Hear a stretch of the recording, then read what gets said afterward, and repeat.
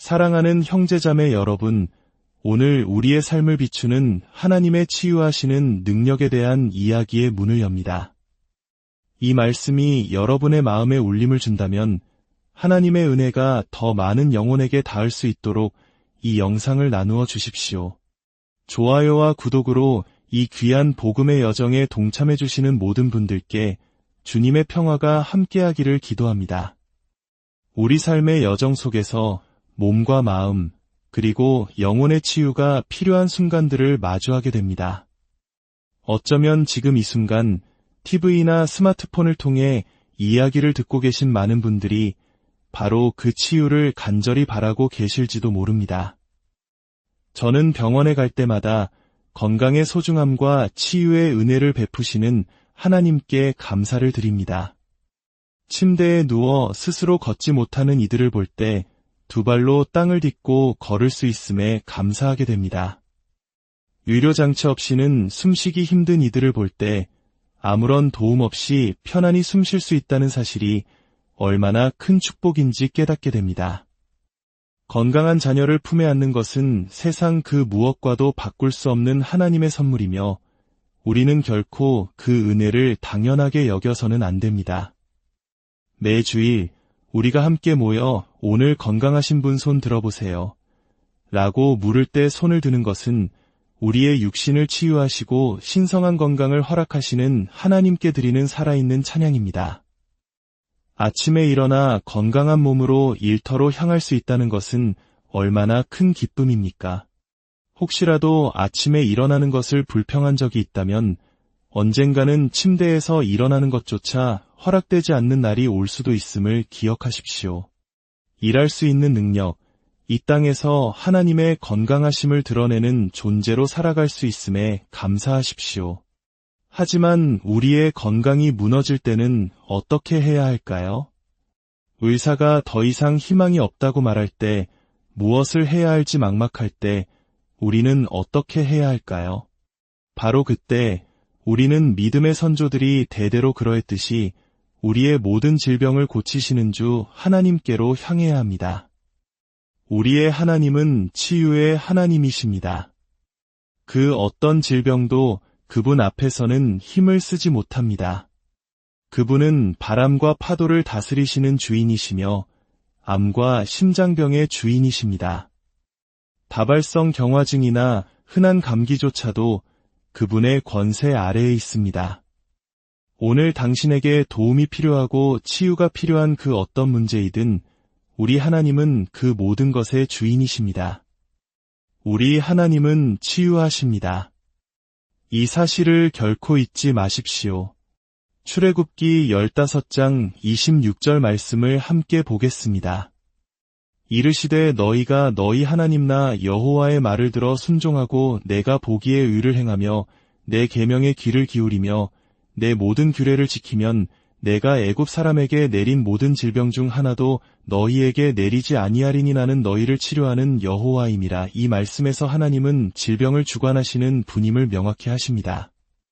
내가 애굽 사람에게 내린 질병을 너희에게는 내리지 않겠다. 나는 너를 치료하는 여호와다. 다 함께 따라 해봅시다. 나는 너를 치료하는 여호와니라. 사랑의 아버지 하나님, 예수 그리스도의 이름으로 기도합니다. 오늘 이 시간 말씀을 통해 나타나는 치유의 능력을 보게 하시고 믿음으로 선포할 때 풀어지는 기적을 기대하게 하옵소서. 예수님의 이름으로 기도합니다. 아멘. 성경은 인류 역사상 기록된 가장 위대한 기적의 책입니다. 만약 성경의 페이지에서 기적을 모두 빼버린다면 우리 손에 남는 것은 생명력 없이 텅 비고 메마른 문서일 뿐입니다. 기적이 오늘날에도 우리를 위한 것임을 증명하는 가장 강력한 문서가 바로 이 성경입니다. 저는 하나님의 말씀을 믿기에 기적을 믿습니다. 하지만 분명히 짚고 넘어가야 할 것이 있습니다. 기적은 감정의 산물이 아닙니다. 기적은 하나님의 조건을 충족시킬 때 나타나는 결과입니다. 많은 사람들이 위기의 순간에 간절히 손을 비비고 애원하거나 성당의 긴 복도를 기어가면 하나님께서 그 기도를 들어주실 것이라 생각하지만 그것은 오해입니다. 하나님은 우리가 절망에 빠졌기 때문에 응답하시는 것이 아닙니다. 하나님은 우리가 기적을 위한 그분의 영적인 조건들을 충족시킬 때 응답하십니다. 물리적인 법칙으로 비유해 보겠습니다. 제가 물이 담긴 쟁반을 영하의 냉동실에 넣으면 그 물은 얼음이 됩니다. 이것이 기적입니까? 아닙니다. 그것은 하나님께서 정하신 물리법칙이 허락하는 유일한 결과입니다. 마찬가지로 당신이 기적이 일어나기 위한 하나님의 영적 조건을 충족시킨다면 기적은 일어날 수 있는 유일한 결과가 됩니다. 왜냐하면 하나님께서는 죄가 고백되고 믿음이 선포될 때 자연적이고 초자연적인 법칙을 통해 일하시기로 정하셨기 때문입니다. 그리고 하나님은 오늘 이 예배 가운데 그 일을 행하실 것입니다. 하나님은 정말 치유하실까요? 그렇습니다. 그분의 이름 자체가 증거입니다. 여호와 라파. 우리를 치료하시는 주 하나님이라는 뜻입니다. 시편 105편 37절에서 다윗은 이렇게 노래합니다. 그들을 인도하여 은금을 가지고 나오게 하시니 그의 지파 중에 병약한 자가 하나도 없었더라. 하나님께서는 수백만 명에 이르는 이스라엘 백성을 이집트의 종살이에서 이끌어내셨습니다. 약 300만에서 500만 명으로 추정되는 그들은 40년 동안 광야에서 살았지만 다윗은 그들 가운데 병약한 자가 단 한 명도 없었다고 증언합니다. 이는 단순히 아프지 않은 수준을 넘어선 것입니다. 그들은 매일 수마일에 걸쳐 사막의 모래 위를 걸었습니다. 40년 동안 단 한 사람도 아프거나 행진할 수 없을 만큼 쇠약한 이가 없었다는 것은 오늘날 우리 민족이 겪었던 고난의 시기를 떠올려 볼 때 상상하기조차 어려운 하나님의 놀라운 기적이었습니다. 시편 103편 2절과 3절에서도 다윗은 말합니다. 내 영혼아 여호와를 송축하며 그의 모든 은택을 잊지 말지어다. 그가 내 모든 죄악을 사하시며 내 모든 병을 고치시며. 영적인 것과 육적인 것의 연결고리가 보이십니까? 그분은 우리의 모든 죄악을 사하시고 그 후에 우리의 모든 병을 고치십니다. 이 둘은 마치 손과 장갑처럼 함께 갑니다. 예수님께서는 믿고 세례를 받는 사람은 구원을 얻을 것이요 믿지 않는 사람은 정죄를 받으리라고 말씀하셨습니다. 우리는 이 말씀을 믿는데 어려움이 없습니다. 그리고 주님은 이어서 말씀하십니다. 믿는 자들에게는 이런 표적이 따르리니 우리 모두 함께 말해봅시다. 믿는 자들에게는 이런 표적이 따르리니 우리는 표적을 따르는 자들이 아니라 표적이 우리를 따르게 하는 자들입니다. 여기에는 큰 차이가 있습니다. 기적 집회를 연다고 광고하면 수천 명의 사람들이 모일 것입니다. 그들은 기적을 보고 싶어 하지만 기적의 주인이신 주님을 만나고 싶어 하지는 않습니다. 만약 당신이 좇는 것이 오직 기적뿐이라면 당신은 가장 높은 수준의 속임수에 넘어갈 후보가 됩니다. 예수 그리스도께 영광을 돌리지 않는 기적은 이단의 시작일 뿐임을 명심해야 합니다. 저는 기적을 믿지만 그 기적은 반드시 성경적 권위 아래에서 예수 그리스도께 영광과 존귀를 돌리는 것이어야 합니다. 믿는 자들에게 따르는 4가지 표적이 있습니다. 첫째, 그들이 내 이름으로 귀신을 쫓아내며 둘째, 새 방언을 말하며.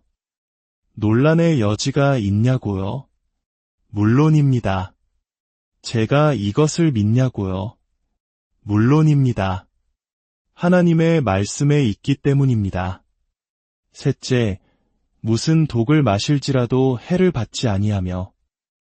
초기 기독교인들은 종종 독살 위협을 당했지만 하나님의 치유 능력으로 생명을 보존했습니다.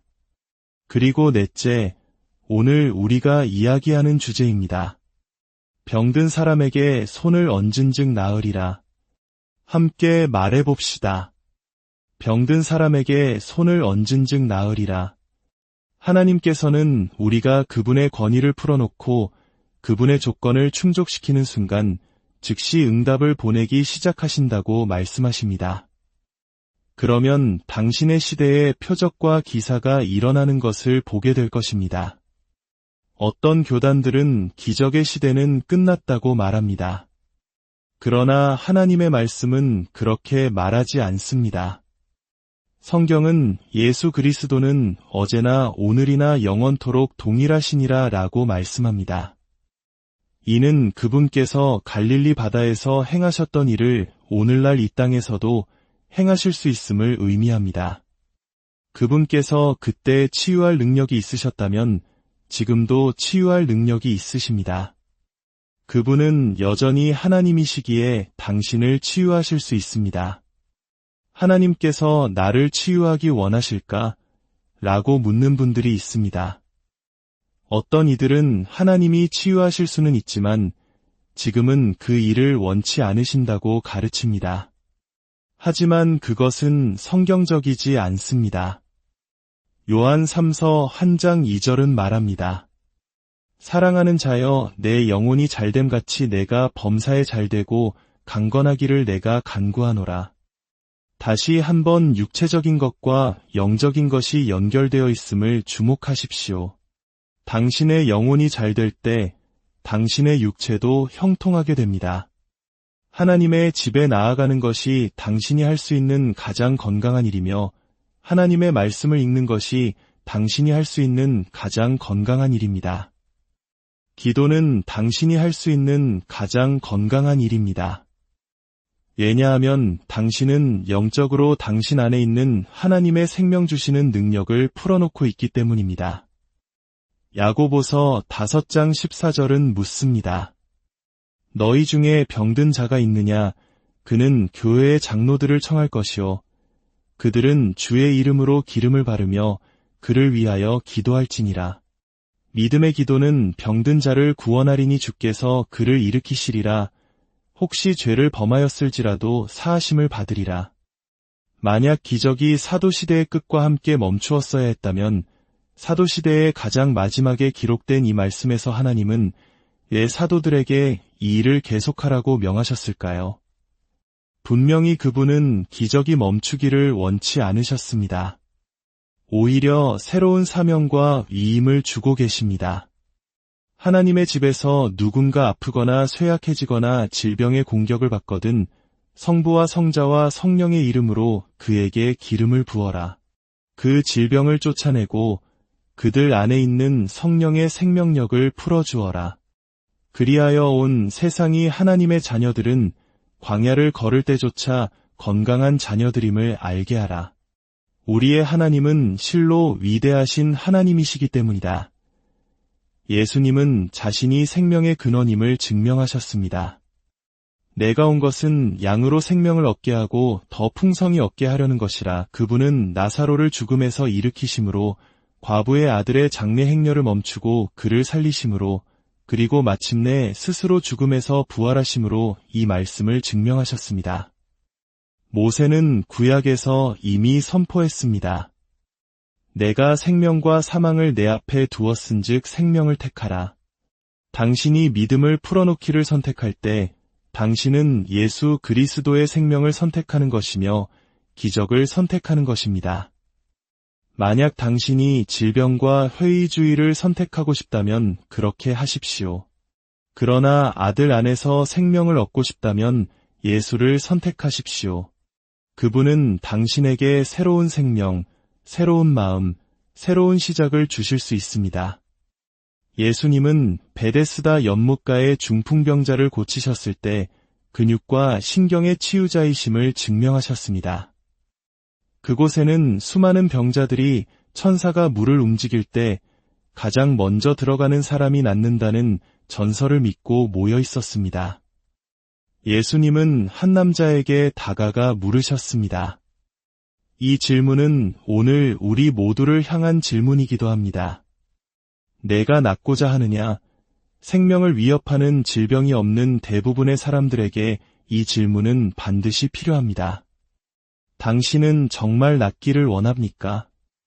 어떤 이들은 솔직히 대답할 것입니다. 아니요, 사실 원하지 않습니다. 저는 병약함을 즐깁니다. 만약 제가 낫는다면 더 이상 사람들에게 할 이야기가 없을 겁니다. 제 정체성의 90%가 사라질 테니까요. 그래서 저는 계속 고통받는 쪽을 택합니다. 그래야 모든 사람의 관심을 받고 제 상태에 대해 모두가 슬퍼하고 탄식할 테니까요. 만약 당신이 진정으로 낫기를 원한다면 예수님은 당신을 치유하실 수 있습니다. 그러나 당신이 원하지 않는다면 삼위일체 하나님께서도 당신을 도우실 수 없습니다. 예수님께서는 왜 자신의 손에 침을 뱉고 흙을 이겨 맹인의 눈에 바르셨을까요? 당시 유대인들은 장남의 침에는 치유의 능력이 있다고 믿었기 때문입니다. 예수님은 그들의 문화적 이해를 사용하여 자신이 바로 아버지 하나님의 장자이심을 증언하신 것입니다.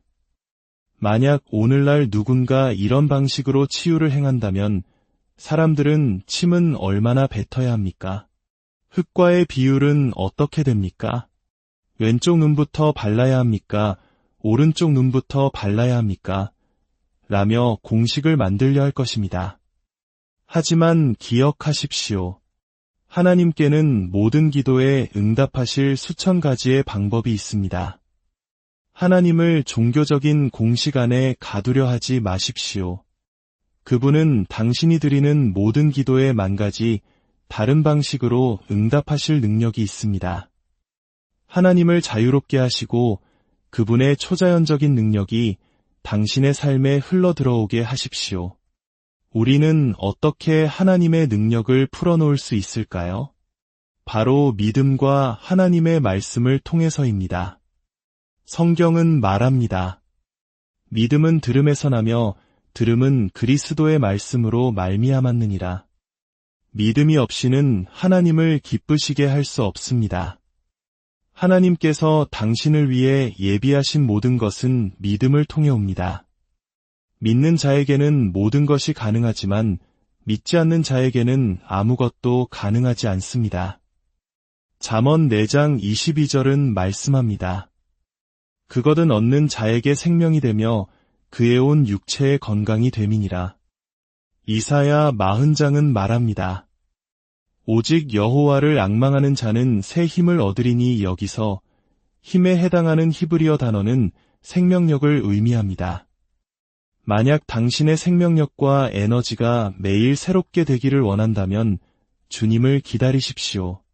하나님의 말씀이 정말 사람을 치유한 적이 있냐고 물으신다면 제게는 생생한 증거가 있습니다. 제 삼촌은 은퇴한 목사님이셨는데 몇 년 전 심각한 심장마비를 겪으셨습니다. 회복 후에 그는 성경을 읽다가 하나님의 말씀이 육체의 생명이 된다는 구절을 붙잡았습니다. 그리고 그는 몸과 마음을 치유하는 성경 구절들로 1시간 분량의 테이프를 만들었습니다. 그는 아내에게 말했습니다. 만약 내가 또 심장마비를 겪거든 이 테이프를 카세트에 넣고 병원에서 내 귀에 계속해서 틀어주시오. 몇 년 후 그는 다시 한번 대규모 심장마비로 쓰러져 병원으로 이송되었고 도착했을 때 사망 선고를 받았습니다. 의학적으로는 모든 것이 끝난 상황이었습니다. 그러나 그의 아내는 말했습니다. 그가 의학적으로 죽었다면 이 테이프를 듣는다고 해가 될 건 없지 않겠어요. 그녀는 그의 귀에 테이프를 틀었습니다. 생명 유지 장치의 모니터는 평평한 선을 그리고 있었습니다.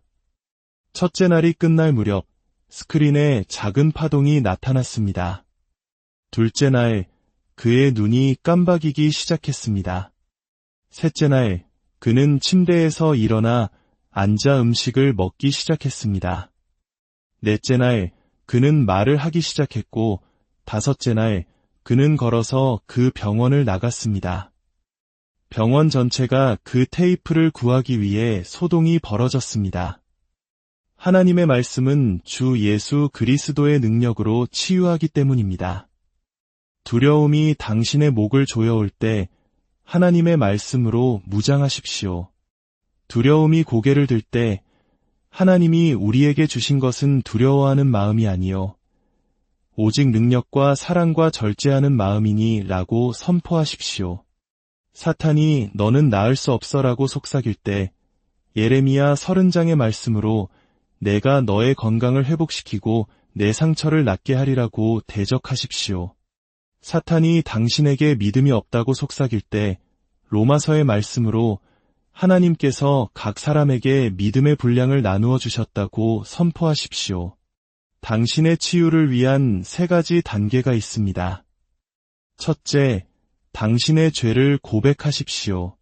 하나님은 죄 위에서 역사하실 수 없습니다. 둘째, 하나님께서 당신을 치유하기 원하신다는 것을 믿으십시오. 당신의 생각을 질병에 머물게 하지 말고 위대한 의사이신 예수 그리스도와 하나님의 말씀에 집중하십시오. 셋째, 기적을 기대하십시오. 당신의 감정이나 부정적인 진단서에 집중하지 마십시오. 인간의 한계는 하나님의 기회가 됩니다. 사랑하는 형제자매 여러분, 오늘이 바로 위대한 의사이신 주님께서 당신 곁을 지나가시는 날입니다. 그분은 당신에게 기회를 주시며 묻고 계십니다. 내가 낫고자 하느냐?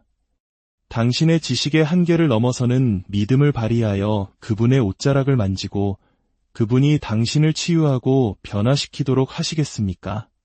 오늘이 당신의 남은 생애 중 가장 위대한 첫날이 될 것입니다. 하늘에 계신 아버지, 오늘 우리는 주 예수의 이름으로 이 자리에 모였습니다. 주님, 우리의 모든 의심과 두려움, 그리고 하나님의 최선을 경험하지 못하게 막는 모든 회의주의로부터 우리를 자유롭게 하여 주옵소서. 이제 당신의 성령으로 이 공간을 채워주시고 우리가 몸과 마음과 감정의 치유를 받기 시작할 때 함께하여 주옵소서. 주님께서 당신에게 복을 주시고 당신을 지키시기를 원하며 그의 얼굴을 당신에게 비추사 은혜 베푸시기를 원하며 그 얼굴을 당신에게로 향하여 드사 평강 주시기를 축원합니다. 예수 그리스도의 이름으로 당신의 모든 빚이 청산되었음을 알고 구원자의 능력 안에서 걸어가십시오. 세상과 육신과 마귀를 이기는 신성한 능력으로 충만해지십시오. 예수님의 이름으로 이 모든